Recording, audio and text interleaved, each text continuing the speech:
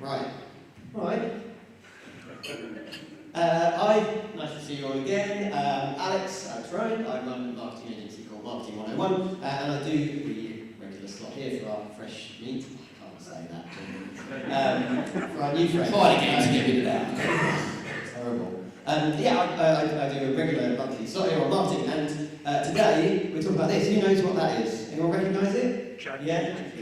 Yeah, absolutely. So this is the logo for OpenAI, and this is ChatGPT, which is just all that everyone's talking about at the moment, and for the last few months in particular. So I thought I'd cover it a little bit. Can't guarantee I'm no expert, but I asked ChatGPT to help me with this presentation, and it did a really good job. So it was quick as well, saving me a lot of time.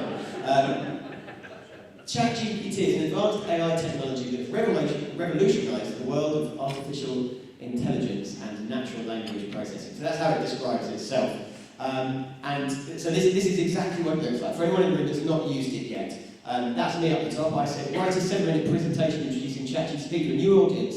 What it does, how it works, who's created it, who owns it, multiple examples of how it can be used in everyday life for business. That's what I asked it, and it gave me a really good load of answers. It carried on with the examples below. So it's an AI, and the long and short of it is, right, is what they've done is they've fed loads and loads of information, publications, books, news articles, just the internet at large, and these things like just gobbled it up and then like assimilates it and applies some of the artificial intelligence to it so that you can talk to it, you can literally chat to it, and it uses all of that knowledge. It's like it can understand all the internet all at once and then give you a decent, unbiased-ish answer. So it's incredibly clever. It's owned by OpenAI, is the company, which was founded by Elon Musk, Sam Altman, and a few others. Their mission, I think it's a nice mission, is to create safe and ethical AI that benefits humanity. And they're certainly living up to that at the moment. A few people, Meta and Google, have tried to buy this off them and they've refused politely, I'm sure. So it's hopefully, if we can stick to that mission, because this could be an absolute world ruiner, right? Literally, once we start to understand the ability of what this can do, we're going to see a huge game change over the next 2 years anyway. Everything will change now that this kind of thing exists. But it could be really very much for the worse if it's not controlled. I asked it for its limitations, and it was really honest with me, actually. So it's got limited knowledge and databases, right? So it can only tell you what it's being fed in, so limited. And biases, right? All of the source material was written by humans. And of course, humans have conscious and subconscious biases, so they may come out in the AI answers. Lack of contextual understanding, it's not going to get local references, puns, that kind of thing. Inability to learn in real time, so they kind of released it in 2021. It was really, up to date up to that date. I think it was April 2021.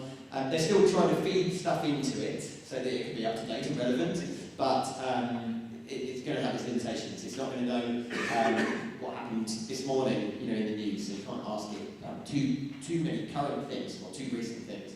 Vulnerability to adversarial attacks, that's not a line either, right? Basically it's sabotage, right? So there's a chance that people could feed sources into it that are politically biased or those kind of things. So that needs to be really carefully monitored as well. Limited ability to understand emotions. It's got its own problems. You shouldn't be asking it to help you through difficult times. You're not going to get good answers. So there we go, that's literally it. That's me at the top, list of limitations of ChatGPT. I mean, it's just incredible, it's absolutely fantastic. It went on to tell me, it's a bit arrogant, if I'm honest, when you ask it about itself.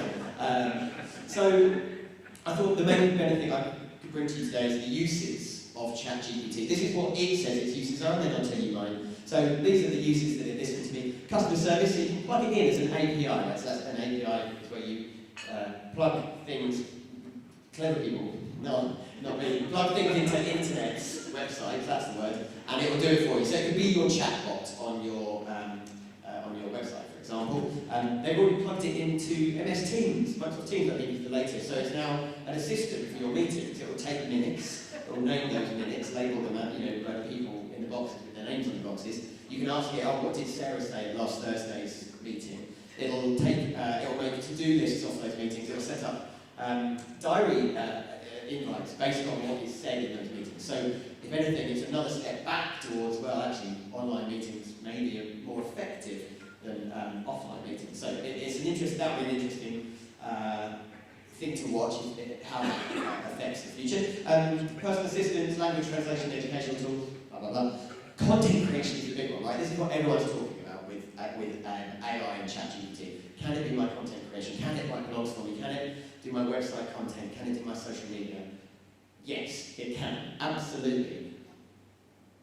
I'll go on to the buts in a second. It can. It's brilliant. You can ask it to write 10 humorous social media posts about why small businesses should start podcasting, right?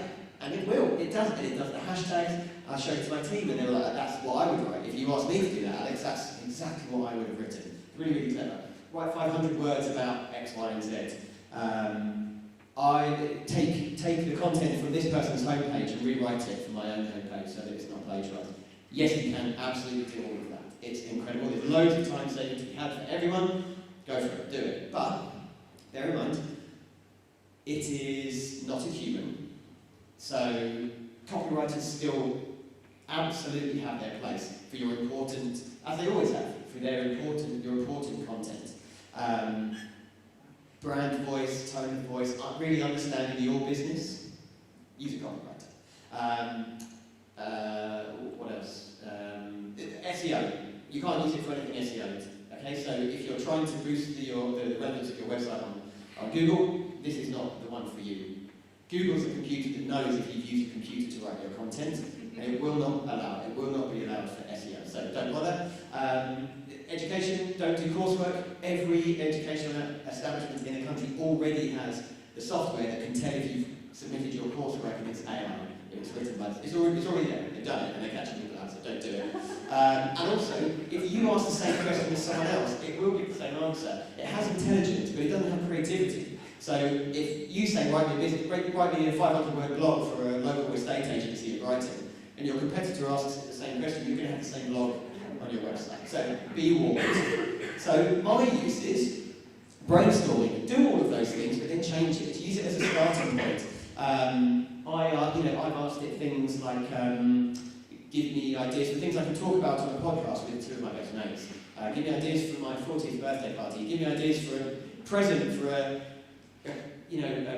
hermited 19-year-old that never leaves his room. Those kind of things. It's great for brainstorming. It's really, really good. Research, like I did for this presentation, ask it about any subject. It's really, really, really good. And it's kind of unbiased. When you Google, you've got all these things to search through. And that's the next one, Google. We use Google for two things, right? Broadly, we either want to find something or we want something explained. It's going to do both of them. I asked ChatGPT to list all the websites where I could find royalty-free music for a video that I was about to make. And it just listed them. It's not Google where it's in order and you've got adverts and, well, no, just a list. I'll go there and I'll take it myself. So you can ask it to, you can ask it those questions like defining and explaining things. I wanted one of my team members to work on their active listening. So I asked them to work on their active listening over WhatsApp. They asked me what that meant. So I asked ChatGPT to explain active listening to someone that doesn't know what it is, and copy and pasted ChatGPT into my WhatsApp. It's amazing for those kind of things. I haven't got the time to explain active listening to when I'm she's going to do it. Sounding board. This is Jim had this bullet in. A sounding board. Ask it for what do you think of this business idea? What do you think of X, Y, and Z? Give me an opinion on what I'm thinking I'm going to do next. Using a sounding board. It's like Jim and I talked about. It's like a really knowledgeable version of you because you're asking it the questions, but it's got all the knowledge for the answers. So really, really useful. And then finally, scripts and storyboards. This is so cool. I asked it to write an intro script for a different presentation that I was doing, and it wrote a brilliant script. I asked it to write a storyboard. This is a good one. I asked it to write a storyboard for a video, a TV advert was the instruction I gave it. A TV advert, again, selling. I'm encouraging small business owners to use podcasts. And this is what it came up with. I'm going to zoom in on this just so you can see this detail. Opening shot of a small business owner sitting looking distressed, or looking stressed rather. It's giving you like camera guidance brilliant. And then the narrator, my goodness, small business can be tough. You're constantly juggling, blah, blah, blah. It's amazing. A full script with guidance. And that's it. That is the joy and the amazingness of ChatGPT. Are there any questions on ChatGPT before I leave you with the video? David at the back. Oh, hi Alex, David here. Is there a cost to it? Not at the moment. Well, ish. There is. They literally, earlier this week, introduced a new premium service. I think it's $40 a month, worth every cent. But you can still have the non-free service. The free service basically guarantees you can get onto it. It's so busy at the moment, especially in the evenings when America clocks on, that it can be rejected. They'll say, no, sorry, it's too busy, you can't use this tool at the moment. It's a computer brain, it's got capacity. So yeah, there is now a paid-for version. It was going to go that way. Nothing that explodes and goes this viral is going to stay free forever. But I think it's worth it. Yeah, please. Are you combining it with any of the image AI search programs? I haven't tried combining it yet. No. So, sorry, your name? Bill, I use Midjourney to generate images for research. So when we're doing brand names, we're doing mood boards for research, we generate the AI images. And also encourage the people in research to then say what they'd like to see and then see how. So using image generation. I just wanted to mood boarding. I think that's genius. Yeah, that's fantastic. And actually, so Midjourney is the Discord version of. So all of this is available as images as well. So you can say, do me a chalk drawing of a posh badger enjoying wine in a Sussex vineyard, and it will do that drawing. That's weird. That's the first thing it did. But it did, and I'm stuck with that now. That's my legacy. But yeah, amazing. And then the other one is called DALL-E, as in D-A-L-E, like Wally and DALL-E. And you could perhaps write your brief, so you can take your notes from your client and ask ChatGPT to turn it into a mood board brief, and then go over to DALL-E or Midjourney. Yeah, amazing. I've sort of been listening to quite a lot of things around this, and it's hard not to. I know it's fascinating, and I'm used to it. It's great. So my question is, what about copyright of the stuff that is created, or the image that is created? Who owns it? I'm going to be honest and say I don't know the answer to that question, but from my understanding, no one. I've got an answer to that. Yes, please. Yeah, I heard a legal thing about Midjourney, and of course you can generate images. Of course, the images are straight from billions and billions of images, and nobody dares print or publish them at the moment because it's a bit like sampling in music. Yeah.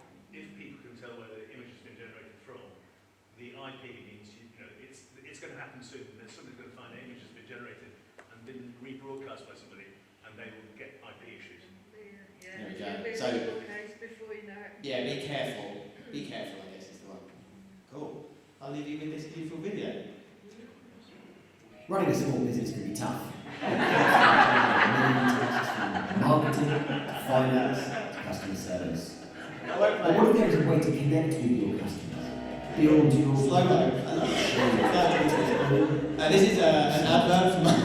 I won't play it on. That's an advert for my podcast course, which is now live on your channel. Thank you very much. If you want to see the full video made by AI, join me on LinkedIn. I'll publish it later this morning.